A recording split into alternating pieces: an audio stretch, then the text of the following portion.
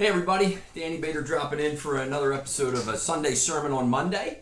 And the gospel yesterday was from St. John chapter 2 verses 1 through 11. It's about that wedding feast at Cana in Galilee.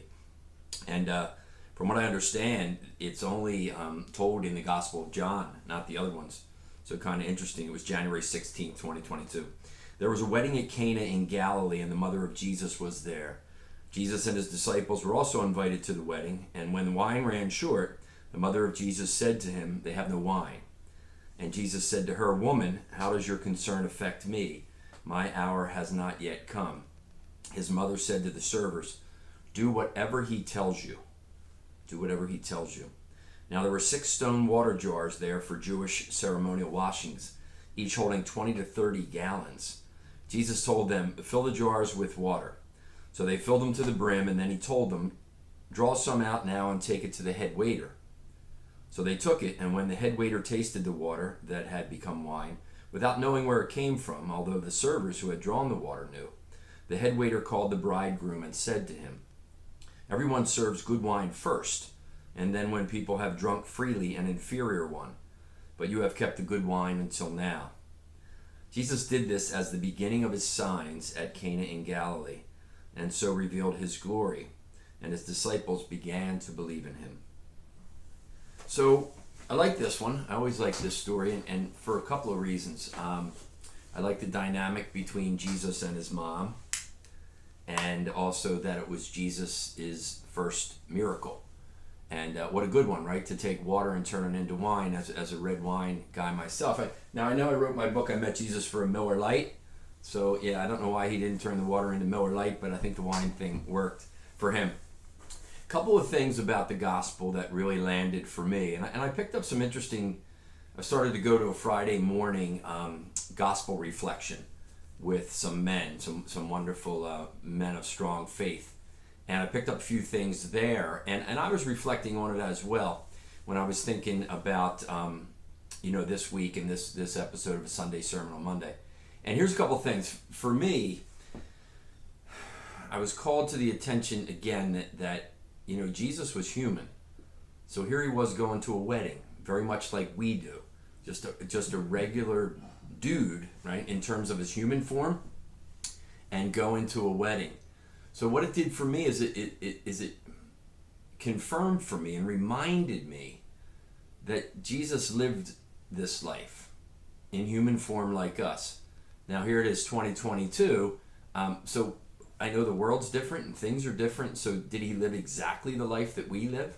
No, although again in that book he drove a Camaro and had an iPhone and wore a New Orleans Saints hat. Jesus didn't live the same life as us. Yet I think, you probably agree with me, certainly a lot of challenges there.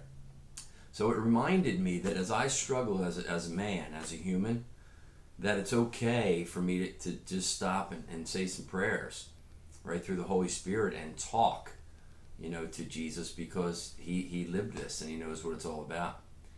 The second one that I like is, and it's cool, is that when he changed the water into wine, and then the server took it to the head waiter, he says, "Man, this is good wine. Most people serve the good wine first, and then when people have had it for a little while, they serve the lesser vintage." But what they did here was the good wine. So what that came to me, and it kind of popped right out, is Jesus created this, right? He took the water, 5 or 6 jars, 20 or 30 gallons. Do the math. I mean, that's over 100 gallons of wine, and it was good.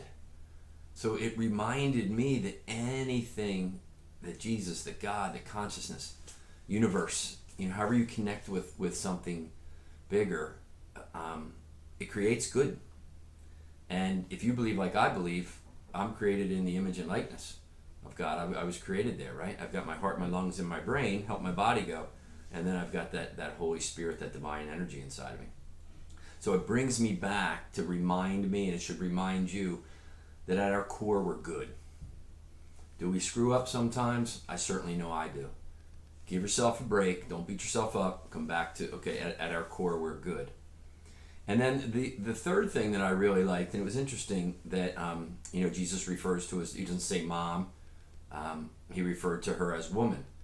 And there's a lot of talk, when I researched this and I heard a priest talk at that gospel reflection, it's just as Eve, when she was in the garden, right, in that story was referred to as woman, and she was the mother of the human race, right? And now you look, and that was significant, and now you look at Jesus calling her woman because she is the mother of him, right, who is going to save the human race so long as we live to his message. So I thought that was interesting. But the line that I really liked was this. He says to her, what do you want me to do about it? It's not my time. And she totally ignores that, like moms do, right? We as children come back and we have a rebuttal, and they just totally ignore it and keep going. So he said, what do you want me to do? It's not my time yet. My time has not come. And she disregards him, Jesus, and looks at the servers and says, do what he tells you to do. Do what he tells you to do. So I like that line now because it's almost as if Mary is saying that to me, and saying that to you. In our life right now, as we live as humans in this world, right, and we strive to be as holy as possible so that we go to the other side when it is our time, what is he telling you to do? Not so much with your career.